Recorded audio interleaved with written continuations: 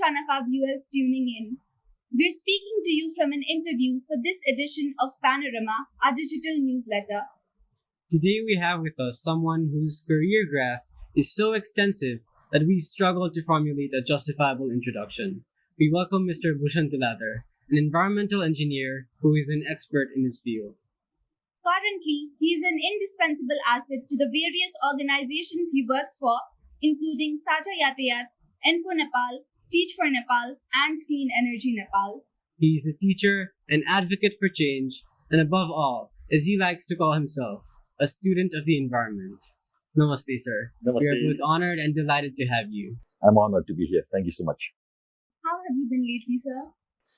Good. In fact, just today, right, this morning as I was coming here, my latest tweet was what happened yesterday in Lalitpur, right?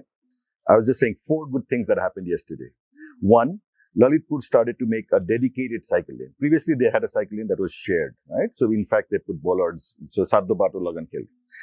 The Lalitpur mayor bought electric scooters for the police, Lalitpur police. The Lalitpur mayor then said, I will only buy electric vehicles in the city. And 4, a good friend of mine, an environmentalist, climate activist, Arniko Pandey, said he's going to run for parliament from Lalitpur. So, good things are happening in this country as well. A lot of times we look at the pollution and say, khatam bhaya bane. But the solution to the pollution is also there. And some people are moving towards that direction. And I think that makes me feel good. So today is a good day for me. And plus, I'm here in front of you. It's good. Sir, it's really inspiring to see that you're so connected and in tune with the field that you're working with, and you're so closely interrelated to it. But we'd like to know where it all started. Sir, please walk us down the memory lane. What was your childhood like? How did it all start? Okay. I was born in Birgans, a town south of Nepal, to a carpenter family. My dad was a carpenter. Right? So he was born in, he was born in Dehradun, but he's from Kathmandu. He moved to, Birgans. I am a Newa from Kathmandu. But then growing up in Birgans in a carpenter family, just an ordinary child with nothing else. Then one day, fathers from St. Xavier's actually visited our house. And they told my parents that maybe I should apply to St. Xavier's. And 50 years ago, exactly, I think, my parents brought me to Kathmandu and applied to Godavari School, St. Xavier's. At that time, the father said, he's a little too young. He's only 5 years old. Bring him next year. So 1973, I entered Godavari School, and that's where my formal education started. And I think being in Godavari, close to nature, and where we used to go to Fulchoki every year, go to village and all that, somehow I think got me connected to nature. Didn't realize it at that time. Then went on to St. Xavier Jalakel and a college in Askol.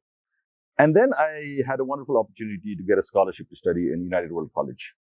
At that time, they used to offer scholarship, just one scholarship per year, and then went to US. From then to Cornell University. In those days, it was always you need to study to become an engineer or a doctor, nothing else, right? So if you're a good student, engineer, doctor. If you're not a good student, well, arts and all that comes later. So I'd studied to become an engineer. And then later, I kind of gravitated towards environmental engineering because I thought within the engineering, this is probably closest to people. Right? You could do mechanical engineering, computer engineering, all that. And all of them are very good career choices. There's nothing wrong with that. But I wanted to be a little bit closer to people and nature. And that's where I went to environmental. So that was 1992 when I finished my master's from Cornell. And then I decided to come back to Nepal in 1993. And then since then, I've been working with various organizations. I worked with IUCN. But then one day I got a call from a newly elected mayor. His name was Kesav Stapit. And he said, Bhushan, are you just going to write about waste or do you want to do something about it? I used to write articles and so on, right? So I said, Mayor Sahab, unse nahi aun sunta. So he said, come over. So I quit my job at IUCN and went to Kathmandu Metropolitan City and worked there. Then we established the environment department. I headed it. Then we stayed in the City Planning Commission. And I think that was a very good learning experience for me to actually work at the city level. Because I think that's where policy meets the people.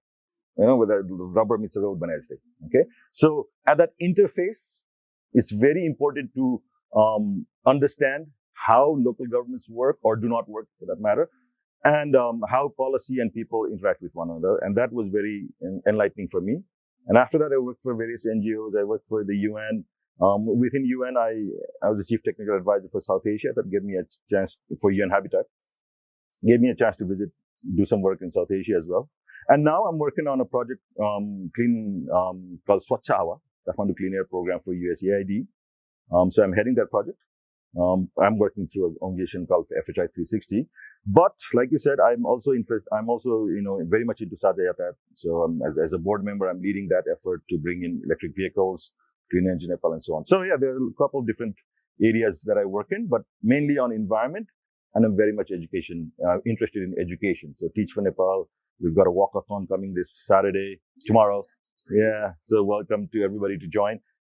So Teach for Nepal is something that I'm passionate about as well. And that's where I'm working. So you mentioned about how you had fallen victim to this classic doctor ne bhannu parne, engineer ne bhannu parne sort of mindset that much to our dismay is still present today. And we would like to know what mentality and what sort of mindsets the people back then had toward the environment and environmental issues. Well, you can look at it in two ways.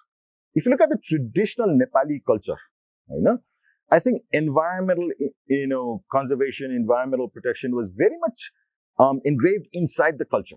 Right? If you look at, for example, in your house, who is the most, environmentalist person in your house? It's probably your grandma, who will never throw away any bottle or any, plastic, saying that this might come into use one day.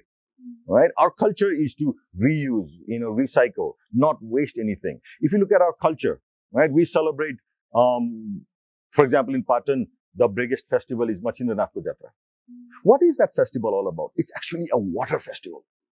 Yeah, it's about conserving water. But if you tell people you should conserve water, it's boring.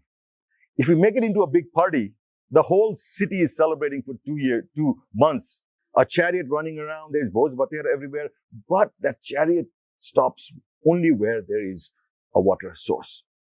And people work to clean up that water source together, right? So that culture is something that we grew up with. So that is there. But having said that, what has happened in Nepal over the past 50 odd years is that there's a transition going on, right, in our society. So we are rapidly modernizing. What the West did in 200 years, we're trying to do in 30, 40 years. So in the rapid change that is happening, somehow we're losing that traditional culture, values, principles that we have. And as we go to what, we call modernization, then that environment conservation piece is somehow forgotten. So these two things I think you need to balance and in whatever career choice you make, whether you, like I said, whether you are a journalist, a teacher, anything. But the bottom line is, as human beings, we don't have planet B. So this is where we need to work, and this is where we need to study, this is where we need to save. So while you made the decision to switch to environmental engineering, the duality of this matter, like you mentioned, there is sort of in a sense, a hypocrisy there about environmental conservation and those sentiments. Did those sentiments make for a difficult transition for you? A little bit. I mean, like I said, when I entered Cornell, I entered the computer engineering department. Two things that happened there. One, after a few courses in computer engineering, I decided that that's not for me. I may have gotten good marks in math, but this is not something that I was interested in. Just the passion wasn't there. And then second, because I went to United World College, it got me closer to liberal arts education. So I was, starting to take courses in, like, even as an engineering student, I was taking courses in Near Eastern literature. So Arab literature and so on, which I found quite interesting. So slowly then I went to, I could not shift my college to go to a liberal arts college, but within the engineering college, I thought environment engineering was good, and that's how I gravitated towards that. I do have a degree in civil engineering, but I wouldn't suggest you give me the job of designing your house. I'm thinking it's going to break down. So I've never done that. So I just have that degree there, but environment is where I focus. But I think if you're passionate about something, you can balance that. Yeah, the duality you say, there's a lot of things in this world where, things you see, don't go together. Yeah. But if you look for it, you will find an overlap, like that Venn diagram. You will find a space for yourself within this duality. And I think that's what you need to search for. And we also know, sir, that you've spent some time teaching on the subject of environmental systems and societies to IB students. So during that time, did you experience that those sentiments also impacted your very own students' transitions? Very much so. I enjoyed that 2 years because I was heading, an organization, a big organization with 100, 200 staff and so on. Then a friend of mine who had just started IB, first time in Nepal in Ulands, said, we're looking for someone to teach environmental systems and societies. Now that's a very unique course. And that's, I think, where my passion lies. If you say environmental management, it's about ecology and science and all that. And there's environmental science and there's the social science, sociology. A lot of times these are very different people looking at it. But I think that's where we need to, come together. Because if you look at our planet, our world, what is it? It's two systems. It's the natural systems and the human system. And when they come together, that's where the pollution comes and that's where the solution comes. Both of that is right there at that interface between human and nature. And this course was exactly that. It was environmental systems and societies, the linkage between two. So we weren't studying just the environment, we weren't studying just the society, but the linkages. And I think that was what was interesting. And the fact that I was teaching this course to IB students, which is mainly teenagers. So that was challenging as well. But I really enjoyed it. And I think, my students enjoyed it as well. Even now some of them are getting married, some of them have families and so on. But, I'm still in touch with them. Some of them have gone on to study environment and done quite well. So yeah, I'm quite happy with it. And I think teaching is a very noble profession that we should all respect. And good teachers is what we need in this country. Indeed, sir. That is really a powerful story that you have shared. But before we move on with other questions, we'd first like to congratulate you and the entire Sajayata team for the recent introduction of electric buses in the valley. This has been something many Nepalese have been looking forward to, and seeing electric modes of transport run in the valley has been a dream of many, and it is finally materialized thanks to the Saja team. Yes, for us also, it's been a dream, right? I joined Saja Yatat as a shareholder. Then, there was election during AGM, and then, my only election was really in this, and joined the board and was elected as a board member. Day one, Saja Yatat, just to go back in the history, right? Saja Yatat is one of the first public transport cooperatives in this country. What happened later was the government kind of took over and politicized it and so on, and then it kind of went downhill from there. And then it actually stopped operating. And then the government wanted to, liquidate it and just, get rid of it. That's when, some friends said, no, we need a public transport system. So fought a court battle to revive it. So it's a 12-year process where finally the court says, yes, you can run Saja Yatat again. So there were, almost 800 staff or so that was brought down to zero. So it went through a long process, right? But what's important is a belief that public transport is a public service that needs to be provided to all the people. Okay? I don't know if you remember, if you know of it, there's a very famous song by Haribangsa Acharya that goes, Saja Basma Jo Pani Charda Cha Bhanera. Okay? It's an old song. But that is our tagline in a way. Saja Basma Jo Pani Charda Cha. Right? Jo Pani means everybody. Right? Senior citizens, children, the rich, the poor, the disabled, the able, all of it. And if we can make a public transport system that is acceptable to all, we can solve a lot of the environment problems, a lot of the urban transport related problems in this valley, and not just the environment and urban transport, a lot of the social problems as well, the problems with inequity and so on. There used to be a mayor in Bogota, Colombia. His name was Enrique Peñalosa.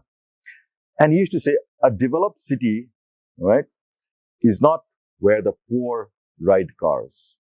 A developed city is where the rich ride buses or public transport. That shows that the city provides equitable service. So in Saja Yatat, that was very important for us. Now, for us to ensure that the rich take Saja Yatat, the buses have to be of good standards. So therefore, when we started, 8 years ago, the standard in Nepal was, old buses, highway ma chalisakepachi yahan ल्याएर चलाउने. So we brought brand new buses, big buses. Environmentally, Euro 1 was the emission standards. Okay, we brought Euro 3 buses. Then the government said, all right, we'll bring Euro 3, now it's all Euro 3. We brought Euro 4. So what we've been trying to do is raise the bar. Okay, raise the bar so that everybody then starts skipping through that bar. Okay, and in that context, electric buses were the natural choice for I mean, people say, it's good for the environment. Yes, of course, it's good for the environment. There's no question about it. But it's good for Saza Yatat as well. 40% of our expenses is fuel. And if we want to stop our losses, be financially sustainable, we need to cut our, expenditure. We cannot cut this, staff salaries.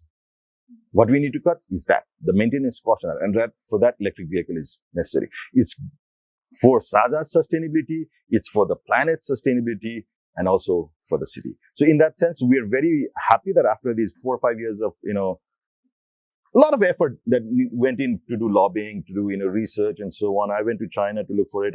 We went to India to look for it. We did a lot of lobbying. Finally, the government did support us, in providing some funds to get it because they are quite expensive, And now what we want is expand that, and we also want other private sector to also invest in it. Saza is unique because it's government and it's private. It's a hybrid model. So it's a cooperative where I'm a shareholder, but the government is also a shareholder. Lalitpur municipality is a shareholder. Kathmandu municipality is a shareholder. So I think that model of governance is also important. So with Saza, we're trying a different model of governance, an improved service, and an environmental friendly vehicle. So all three we're trying to put together, and it's slowly coming together. It's been taking time, but let's see how it goes. Sir.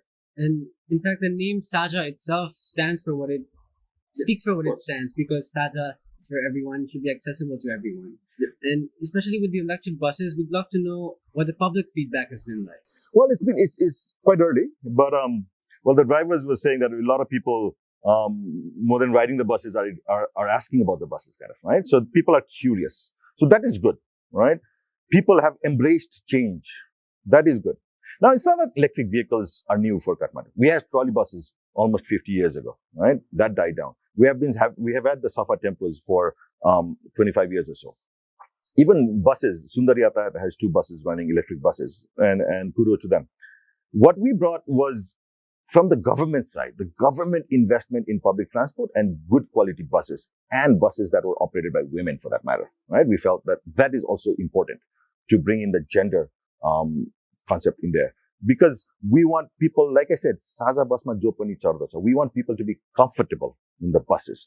Physically, mentally, they should feel safe and comfortable. And also women should feel comfortable. And therefore, it's been, I think the response has been very positive. There's no question about it. The response has been, so what next? When are you going to get the next buses? Come on, man.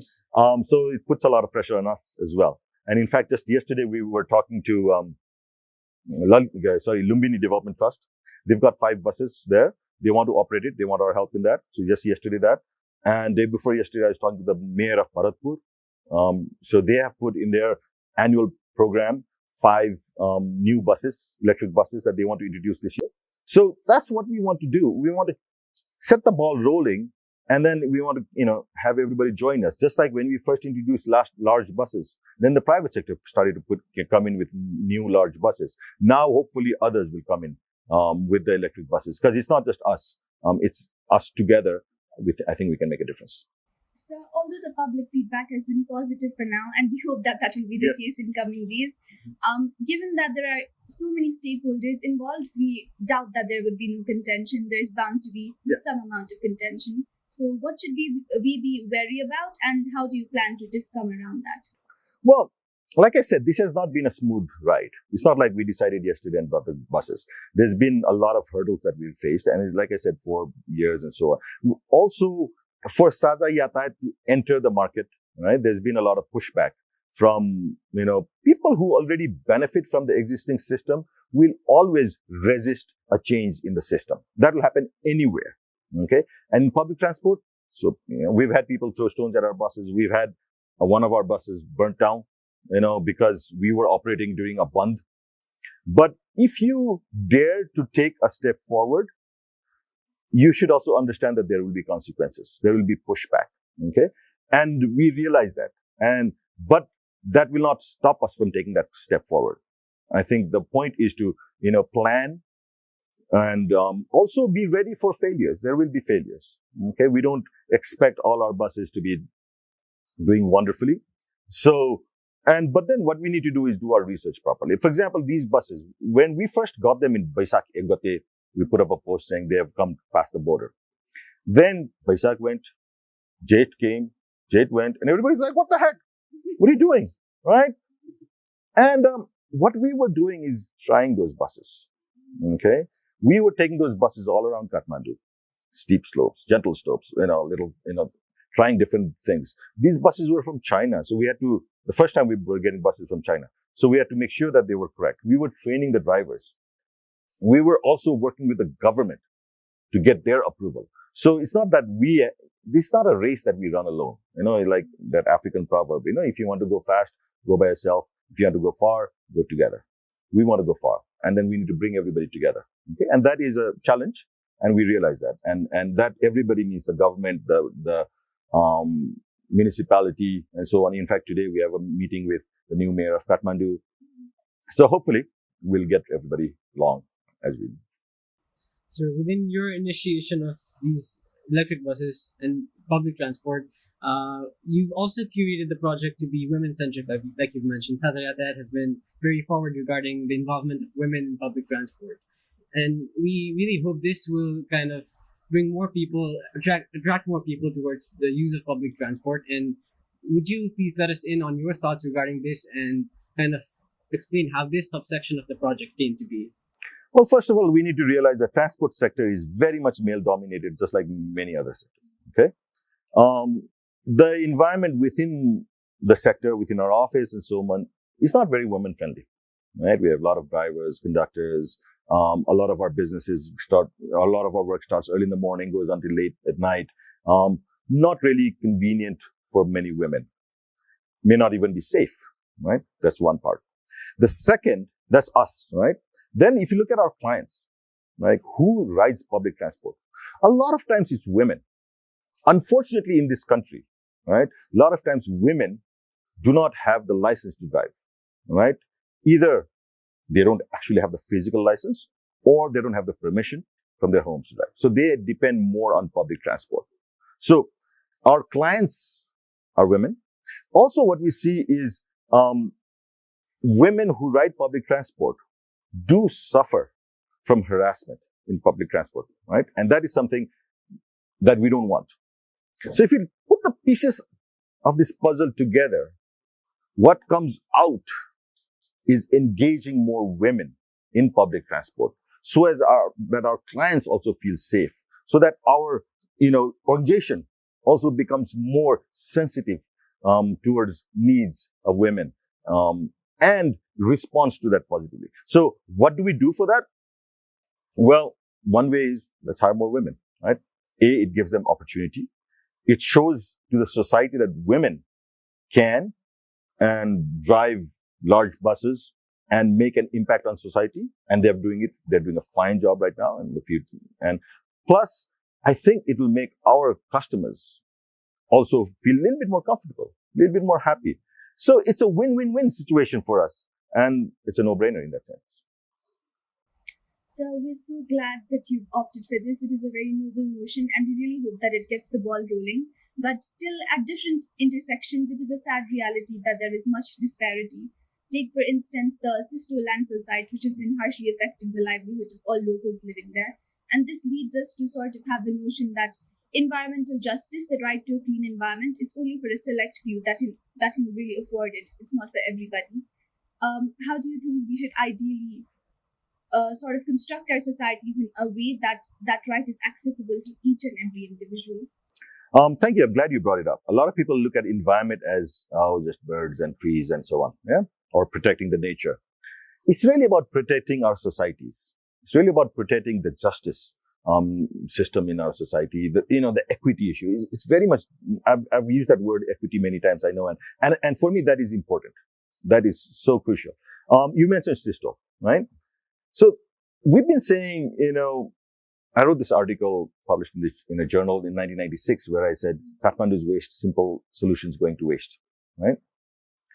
If you look at Kathmandu's waste, the good thing about Kathmandu's waste is we don't generate that much waste to start with, right? Per capita waste generation is 0.5 kilo per day. Second, what we generate, most of it can be recycled very easily. Third, in our society, we have people who come door to door to recycle it. Right? You don't have that in many societies. Not only will they recycle it, they will actually pay you for it. That's a luxury that we have in our society. Fourth, a lot of the technologies that is required to recycle this is there in Nepal, right?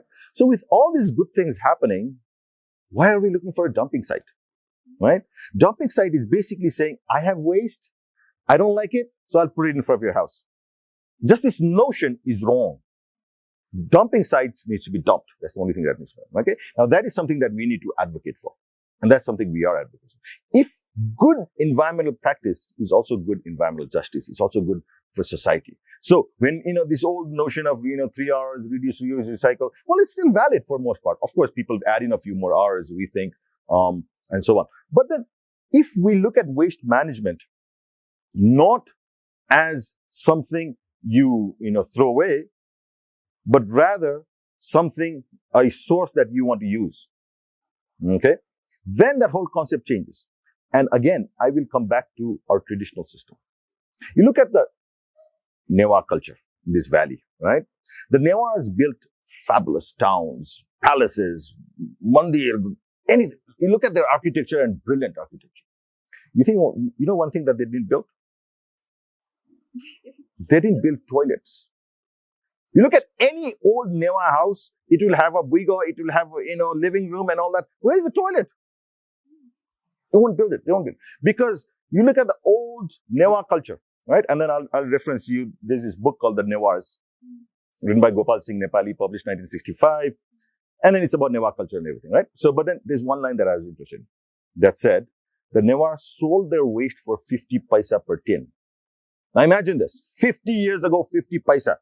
Must be like 500 rupees now. And they sold their waste per, tin. Tin is like, 20 liters tin. And what is the waste then? It wasn't, plastic or anything. It was shit. Right? Plain old shit. Now, if you can sell your shit for 50 paisa per tin, why would you build a toilet so you flush it and then pollute the Bagmati River? Right?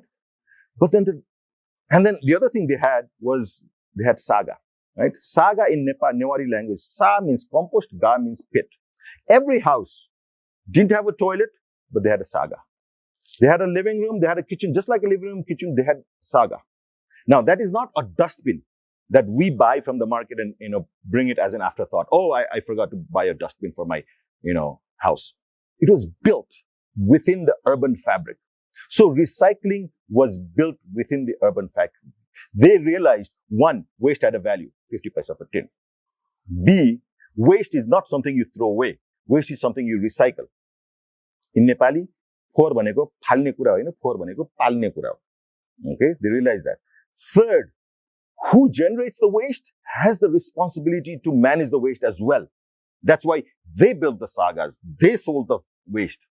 Right? They didn't depend on Nagarpalika for it. Of course, Nagarpalika has a role to play. Now, these three principal values that they had, until we embrace them in this day and age, we're never going to solve the waste management problem.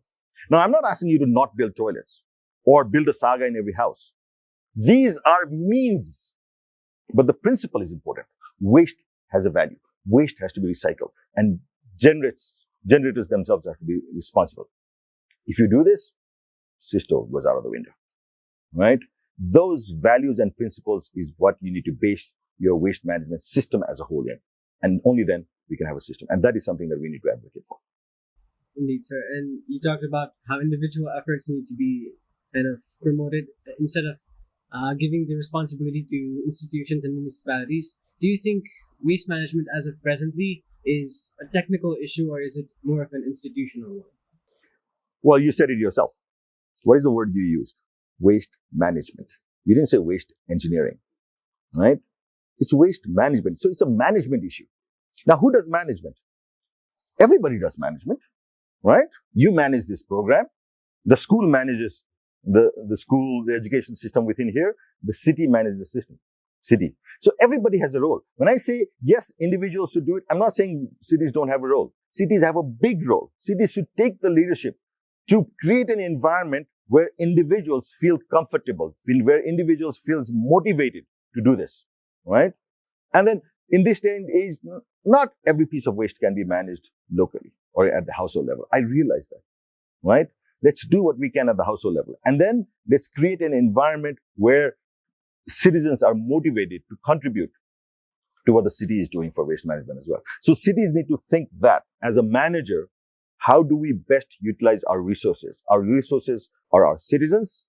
Our resources are our private sector who are involved in this, and our resources is our waste. Okay. So management is all about managing resources. That's what we need to do. Engineering, yes, there's a little bit of engineering and technical aspects to it that we need to look at. But that's not the most important thing. Definitely, sir. And when we look at it, Kathmandu isn't faring well even when it comes to its air quality. And you have used this term Dulomandu, which is unfortunately a very apt description of reality. After the pandemic especially, have you sensed any notable improvements? Well, during the lockdown, yes, there was a little improvement. Yeah, it's almost like a little spike. It was a little improvement, but then we kind of went back. That's, I think, where we missed out. Like I said, every crisis is an opportunity. We should have taken that opportunity. We haven't really. It's almost back to normal, right? So we know what the sources of air pollution in this valley are. Yes, there is some pollution that comes from outside and maybe we can't control that. But for the most part, it's vehicles. It's our transportation system rather, right? And if we can just fix that, there's a lot that can happen. And the pandemic showed that when there's no vehicles on the road, the air pollution improves, right? So there's a lot we can do. There's a lot of opportunities. And when we talk about vehicles, when I say there's a lot we can do, as it is, if you look at vehicle ownership per capita, we're pretty low, right? So which means that a lot of people don't have vehicles. So you improve the public transportation system, they will not go into, buying vehicles. A lot of times it's difficult to drive around Kathmandu, difficult to find parking spaces. So again, improve the public transportation system, improve walking, cycling. The average trip in Kathmandu is just 5 kilometers, which is walkable, which is cyclable, right? A lot of people in Kathmandu are young people like yourselves, students, okay, who would be happy to cycle, provided it's safe to cycle, provided it's sexy to cycle, right? Make it a fashion, right? I think it can happen. And that's what we need to strive for. Yes, the pollution is here, but so are the solutions. And we need to go for that. So while we agree that every crisis presents an opportunity, we've also seen in recent years that different countries have been hit hard by different forms of economic crises. And that has really caused environmental concerns to fall by the wayside where they're neglected. How do you say such countries, such as Sri Lanka, for instance, now ideally respond to those situations? Well, I think countries need to realize that environmental action, climate action, is good for the economy as well. Look at Sri Lanka, yes. What has happened to the economy? One of the things that has happened is they don't have any fossil fuels now to use. Yeah? Well, this is the time to invest in renewables. This is the time to promote walking, cycling, and so on. Not just Sri Lanka. The US, for example, right? Or every other country.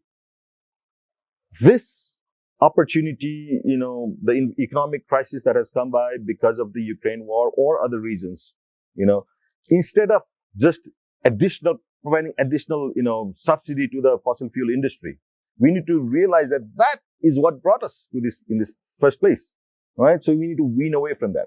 So that's just one example of how in economic crisis can also be looked at as an opportunity for environmental improvement. Because a lot of times people see environmental improvement, the cost of environmental improvement, as something that is too much for them to handle. Well, I think the cost of not improving the environment is too much for us to handle, right? And that cost is already here. Look at what's happening all around the world. Europe is on fire. Temperature in Europe is sky high. US was on fire last year. Okay. That is happening because of environmental changes, climate changes. Okay. And it will continue to happen until we take some drastic steps. And when I say we, every individual can contribute, every country can contribute, right? Even a small country like Nepal. And I think we need to go through that later. Yes, in the short term, there may be some environmental cost. If I buy an electric vehicle, yes, the cost of an electric bus is high. But think long term. It's good for environment, it's good for economy, it's good for public health. Win, win, win. So we also see that many young individuals such as ourselves, they experience climate anxiety when they see the state of how things currently are. And for you as an expert, we're sure that you see things with much more clarity. And sometimes what you see must drive you to frustration. How do you personally respond to those thoughts of yours? Yes, of course.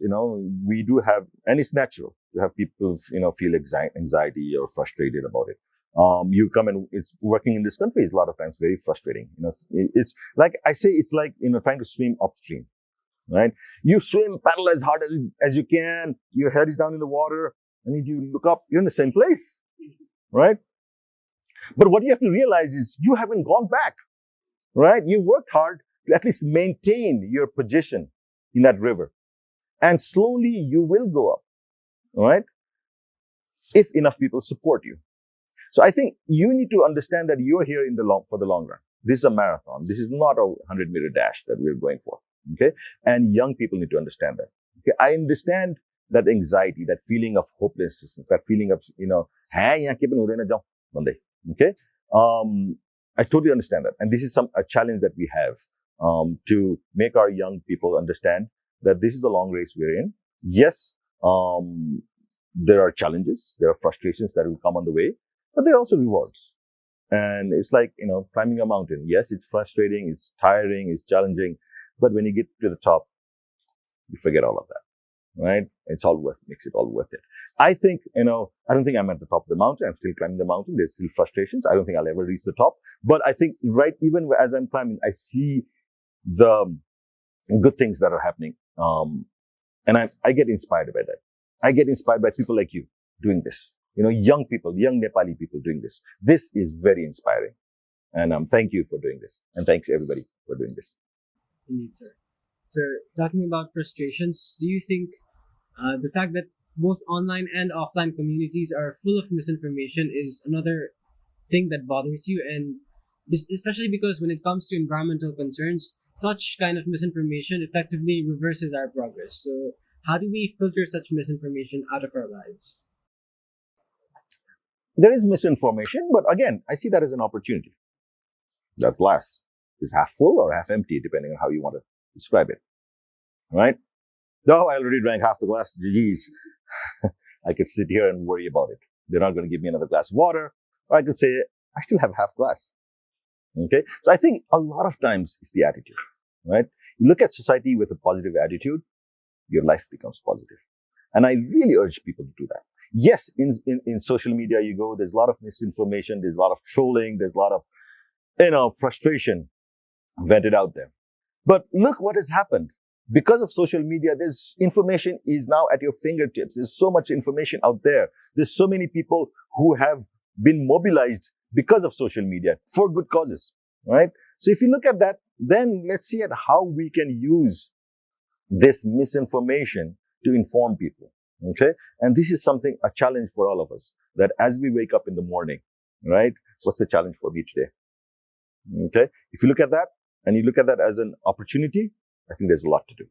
If you're living in a perfect world where social media is perfect, where the environment is great, life would be very boring, wouldn't it? You wake up in the morning and say, what do you do? Okay, I'll have breakfast and I'll just watch some TV, and that's pretty boring. So, it's an exciting time to be living in this planet. Sir, you've talked about how social media kind of reaches multiple aspects and as we in fact reach the fingertips of people. And we've noticed that in your own long-time environmental activism career, you've beautifully maintained the spirit of advocacy. What really do you think is the core of good advocacy? I don't know. I'm not sure. I'm still working on it. Yeah. One thing is advocacy is to keep yourself open, right? So, which means that you don't shut your doors. If people approach you, right? You approach me. I give my time. Yes, it took a little time for us to fix the time, but still, we managed to do it. If a journalist approaches me, right? So, one principle in my life is never say no to a journalist or a student, because they're looking for information. People who are seeking information, you provide them with information. And these are the people who can then amplify that information, amplify that message, right? So do that. Take every opportunity to get your message across. Craft your message, so that it really hits people where it matters. So there are a lot of tools that you can use. And particularly now in this day of social media, where, a lot of people have information in their pockets, in their little mobiles, you need to think cleverly. You need to think ways of how you can influence people, because advocacy is all about, influencing how people think, their opinions, and so on. And, look at who the opinion makers are. So it takes a little bit of planning. It's not just random kind of just trying to yell out your message. It takes planning. It takes research. We need to do evidence-based advocacy, not just advocacy. For that, we need, to write one tweet of 240 characters, you probably need to work 24 hours, right, to do that research. And I think that is important. Hard work, there's no substitute for hard work. Yes, so we definitely agree. All the work that you put into this, it is really visible. Your literature, your writing, your words, they really inspire us. There are many young people watching us right now, young people much like us who know what is at stake and who are willing to pitch in for the betterment of the environment. What would be your message to them? Three things. Okay. First of all, read, talk to people, understand the issues. Okay. Because these issues really affect you, your family, your society, and so on. Okay. And that's important. Second, do something yourself. Right? Walk your talk, practice what you preach. You can't just say, oh, I know everything about composting because I read it.